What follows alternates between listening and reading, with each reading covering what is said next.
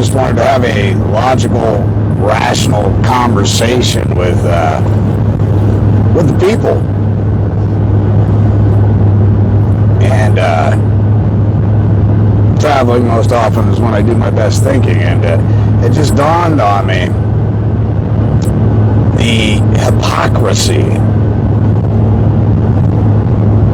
on the people who call themselves government or alleged to work for governments around the world. The hypocrisy that they exhibit.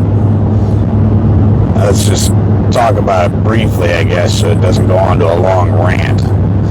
Murder across the world unanimously has been enacted into positive law. Okay? Murder, we all recognize as being wrong. Yet, and all your world leaders will agree murder is wrong. All of your politicians will, if you ask them, is murder wrong? Without question, point blank, on the spot, they will tell you yes, murder is wrong, it's unlawful, and it is illegal. And when you ask them, well, what's your feelings on theft? Taking by way of force, coercion, deceit, theft in general, or robbery. They will again tell you that it is unlawful and it is illegal. And that if any of the citizens that they lord over were to engage in those things, that undoubtedly they would be put in jail after some form of court, right? Yet here you have political powers, quote unquote, going to rob another nation of their mineral resources, their natural resources. And all of a sudden, the positive laws that everybody is to abide by go out the window. And you have to ask yourself why. Because commerce is war. And to make it politically correct, they use terms like casualties of war. And it's just what happens in war. Innocent people die. It's not that they're dying of natural causes, ladies and gentlemen. They're dying because of a man-made, created issue, which all stems from greed and natural resources, which leads me back to my initial comment about it. It all pertains to commerce, and commerce being war. Always trying to expand their charter, make it bigger, make it greater, have more resources, generate more wealth. So let me ask you this. If you don't have a right to go start a war in another county to take property, because you'd go to jail for it, guaranteed. How does a man, or any man, or a group of men, have the ability to steam off to another country, another state, and create controversy and justify it by alleging that, well, it's war, and in war, death occurs? Well, first of all, this would be an egregious breach of the trust, because we've all agreed throughout the world that murder is wrong. Murder is wrong. Don't care how you slice it, how you dice it. This one? Yes. So I just wanted to throw that out there to you guys. I think the hypocrisy in all of this blows my mind. How people in a nation can get behind political leaders and be all gung-ho about murdering other people and other lands for their natural resources and minerals. And you can say, oh, well, Derek, it's political. I mean, they don't have the same ideology. They don't agree with one another. I'll tell you one thing that they fucking agree on. One guy wants what they have, and the other guy doesn't have what he wants. So they steam off to war to steal it from somebody else, which constitutes theft by way of force. What are they doing trying to steal other people's resources? Are they in that same area? Do they have claim to those resources? No, they don't. It's like everybody exploiting Africa. You are led to believe that Africa is a third world country. They don't have shit down there. Their people are uneducated. They just don't know. And we, as a political society, are going to come in there and we're going to make it better by exploiting the human resource first and foremost there in that nation. And we're going to utilize that human resource to extract their mineral wealth within their nation, within their continent, right? And it just begs the question, why are none of these people being charged with mass genocide? Why are none of them? I go down the road at 65 and a 45, and in 30 days I'll be in court for it, right?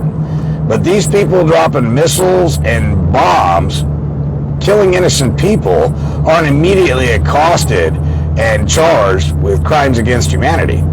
I mean, Dick Cheney and George Bush are a prime example of that.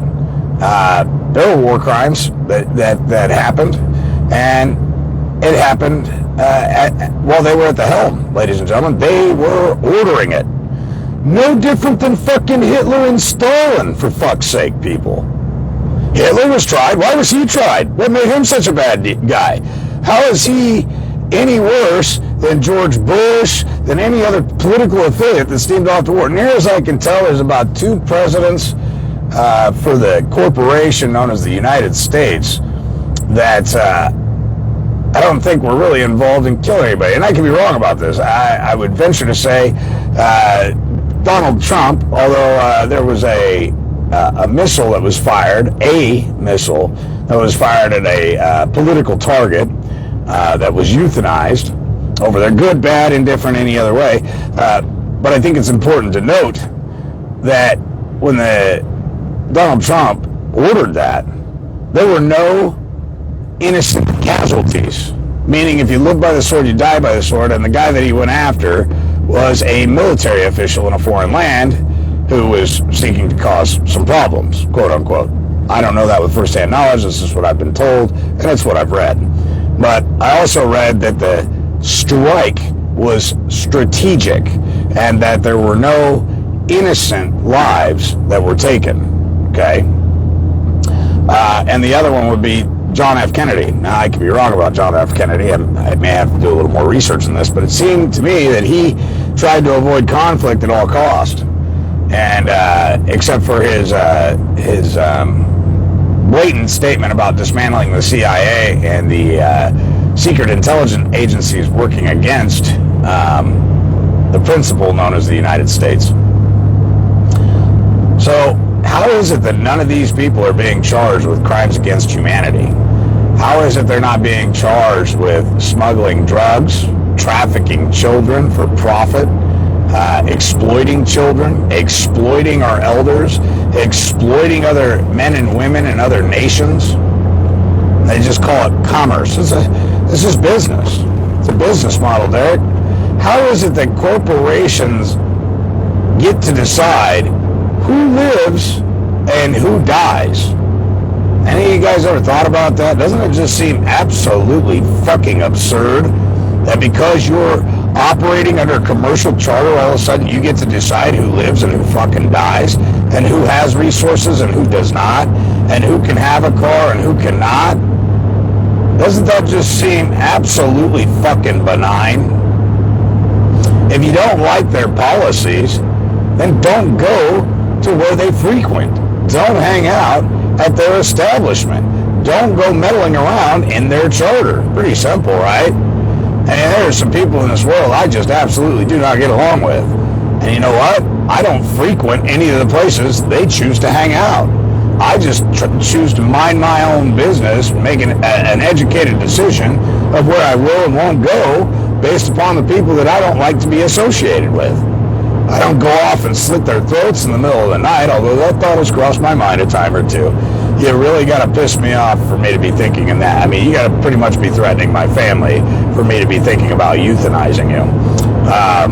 And those thoughts have crossed my mind. I dealt with it, took care of it. A few nights stay at the local hospital and ICU was more than enough to correct the behavior that was exhibited. But needless to say, I just try to point out a few things. I mean, unless imminent threat is upon you, there's no need to euthanize anybody. And this whole illusion of being politically correct and going, well, you know, when we go to war, our casualties of war, where is the compensation for the innocent people whose blood has been spilled, whose families have been destroyed, whose lives have been ruined?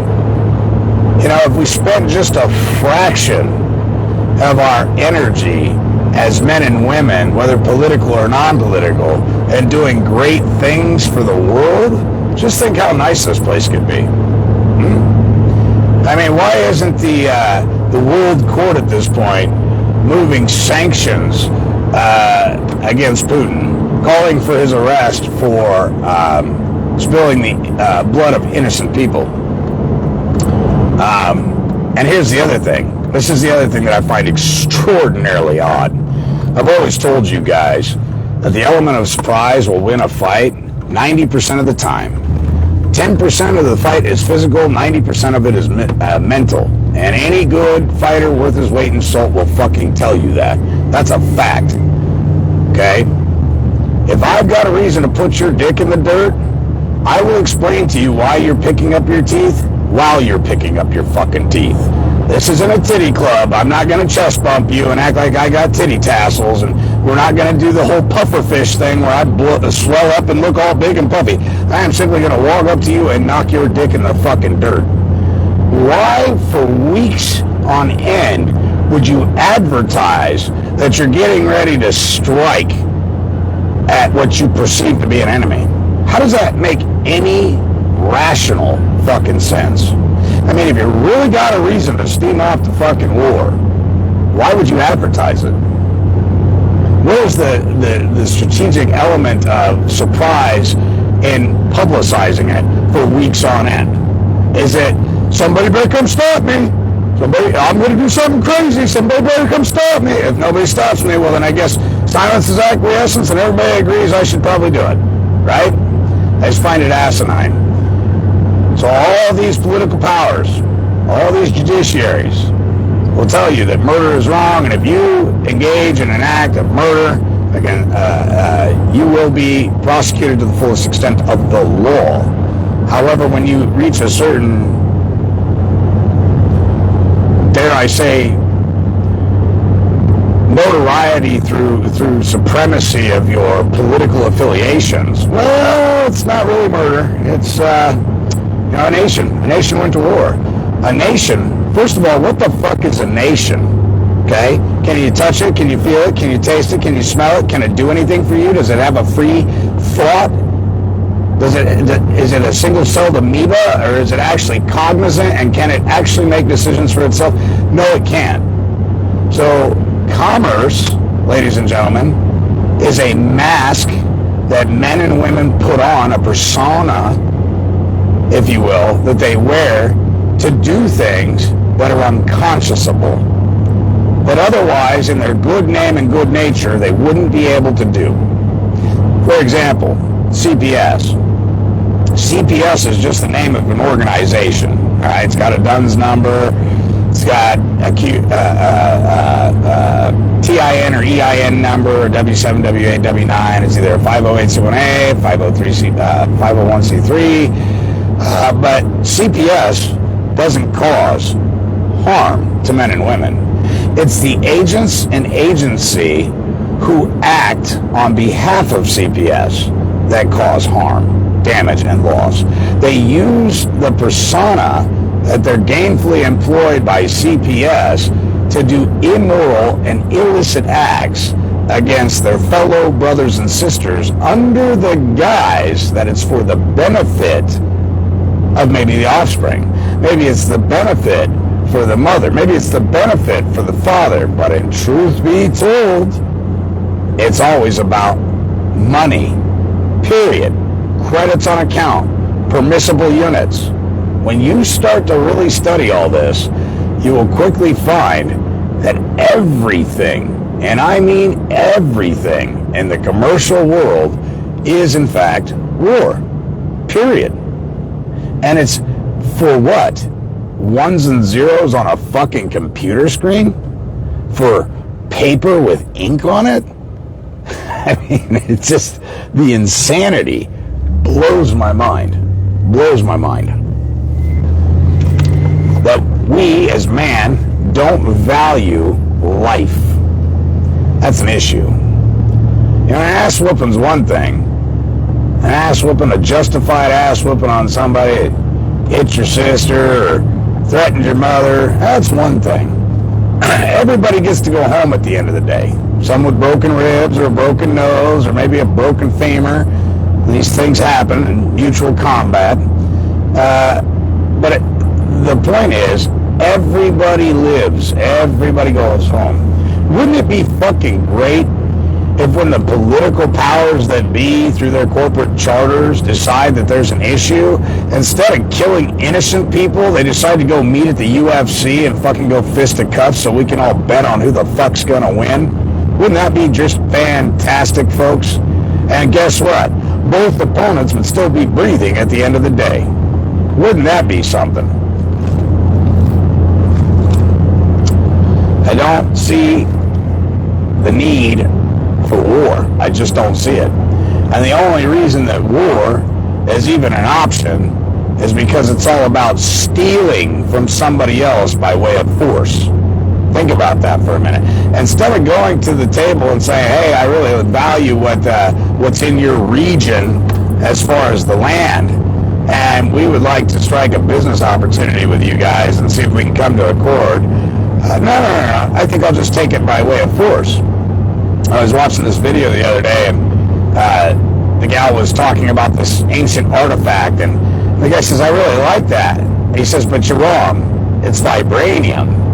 And he said, but you don't have to worry about it. I'm going to take it off your hands. And she goes, well, sir, I don't think you understand. It's not for sale. And he looks at her and goes, do you think that your people bought this artifact from my people?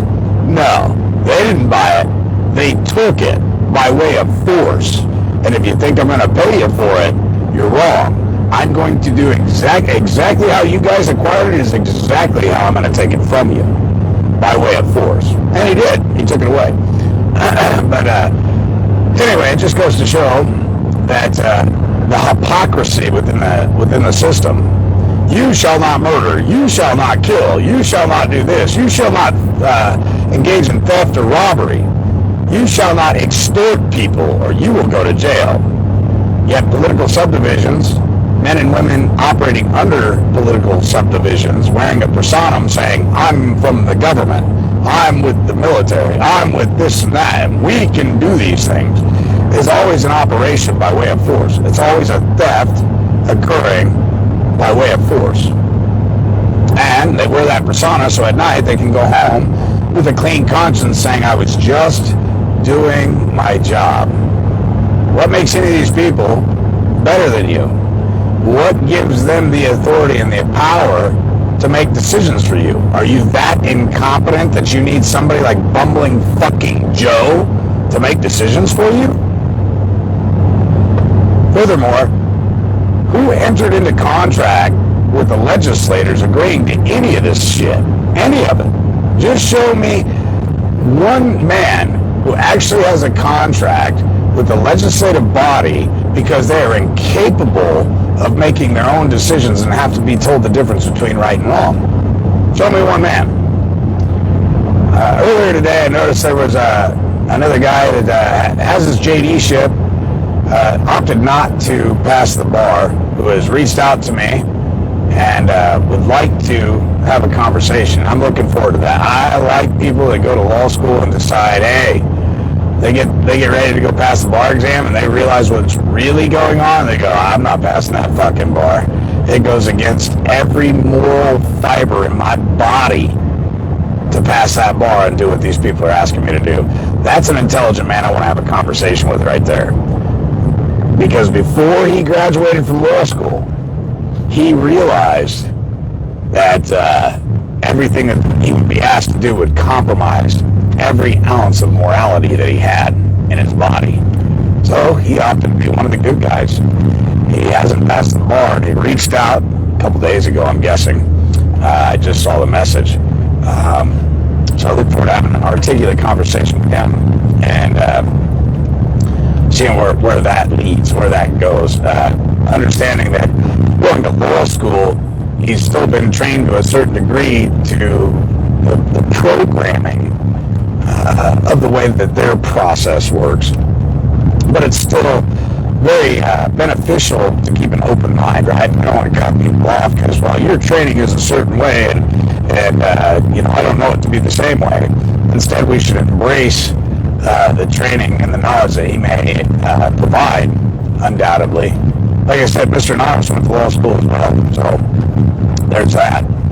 And I tend to get a lot of great information. I don't recognize this area, loved up. 1 more mile. Oh, that's right. I made a wrong turn, didn't I? And make a wrong turn. We're right where we are. We ain't lost. We're right here.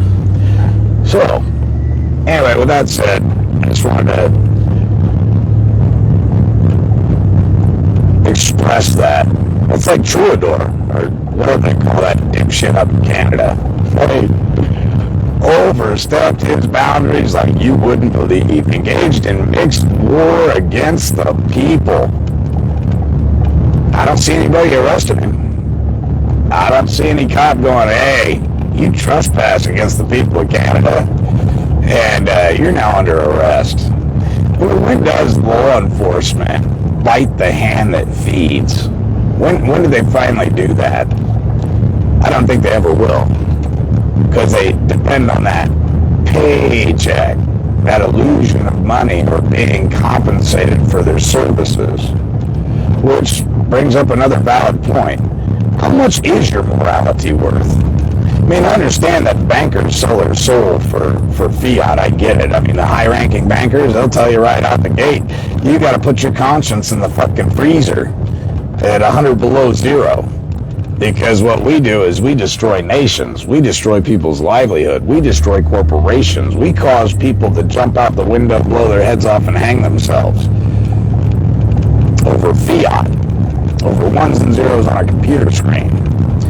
We single-handedly change nations as bankers, right? They manipulate situations, they put them in precarious situations intentionally to offer the remedy, all while providing another problem simultaneously that they seek to capitalize on. That make no doubt about it, they absolutely capitalize on it. So, just some thought about this. Where does a corporation and its criminal cronies get the right to euthanize people? Innocent women, men, and children. Where do they get that right? Are we already here? We are, aren't we? Cool. So anyway, with that said, I'm going to let you guys go. I'll be without a computer for a few days, it looks like, although I got the screen for it.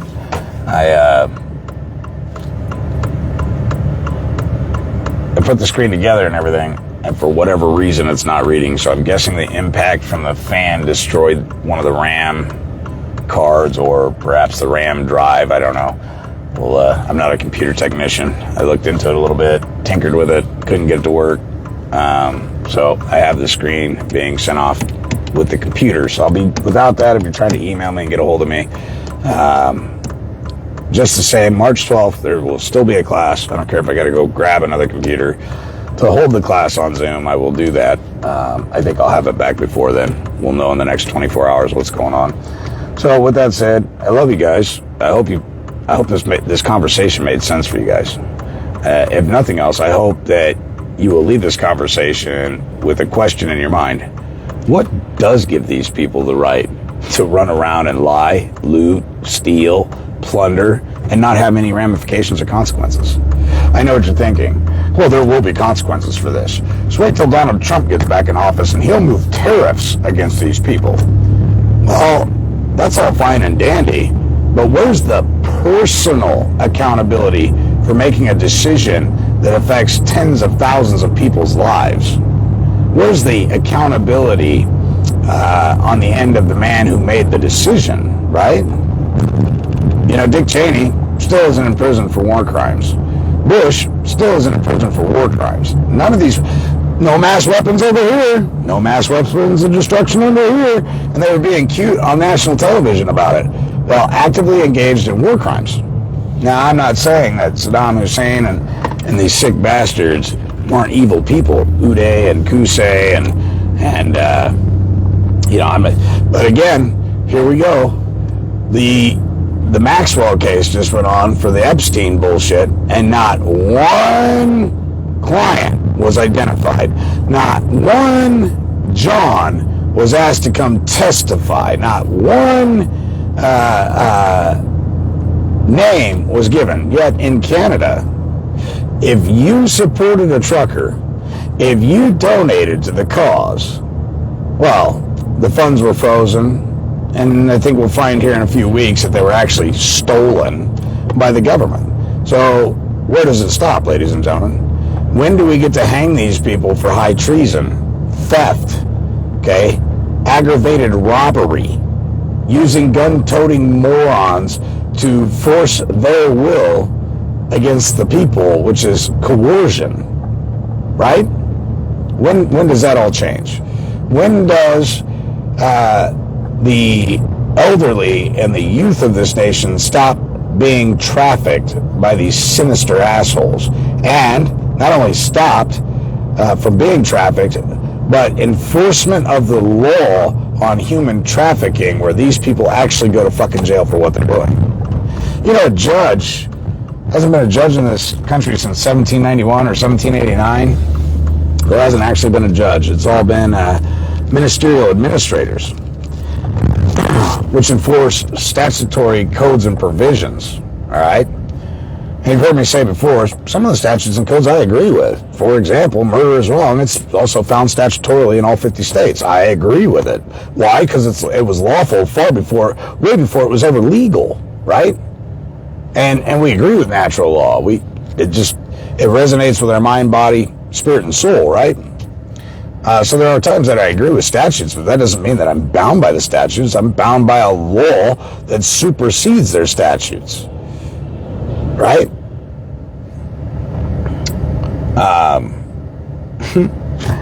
Interesting. So interesting.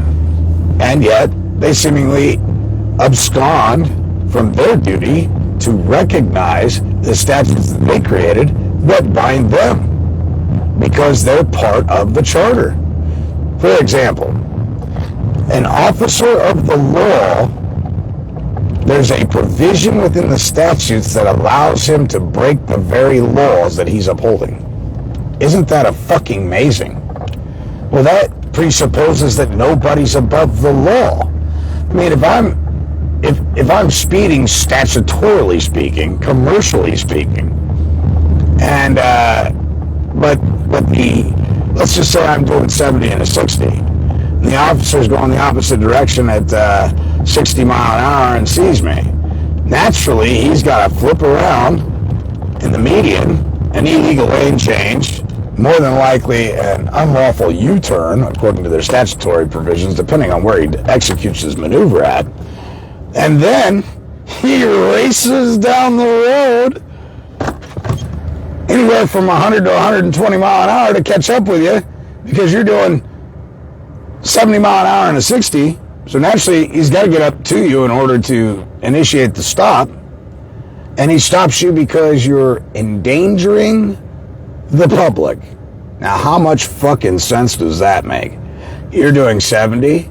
It's a nice day out. Road's clear. You're not impeding traffic. You're not driving erratically. You're doing 70. And here comes jackwagon, gun-toting moron who is statutorily exempt from abiding by the same thing that he's trying to enforce. How much fucking sense does that make? And I've had this argument in a court with a judge before. It's fucking hilarious how they try and justify it. Well, that's not what we're here for, and that's his job, and statutorily he's allowed to. Why? What qualifies him to do those things? And better yet, who qualifies him? And who says I'm part of your guys' fucking charter and bullshit? Where's the evidence of that? Well, that's not important. That's not important. It's not important. So what is this? Is this a RICO racketeering scheme? But anyway, with that, I'll let you guys go. Class, March 12th, 2022. I keep saying 2020. I don't know why. It's just catchy, I guess. 2022 at 12 p.m. Central Time. 1 p.m. Eastern Standard Time and 10 a.m. Post. Is that it? Yeah. I don't know. No, it's not post. It's it's been a long day already. Anyway, California time, 10 a.m. Pacific Standard Time. There it is. So with that said, I love you guys. I hope this conversation helps enlighten you guys and causes you to ask questions. Because the best thing anybody can do is ask questions. Questions are a good thing. Statements are so often damning because the onus of probandi comes back on you. But question everything. Question everything. Love you guys. Talk to you soon.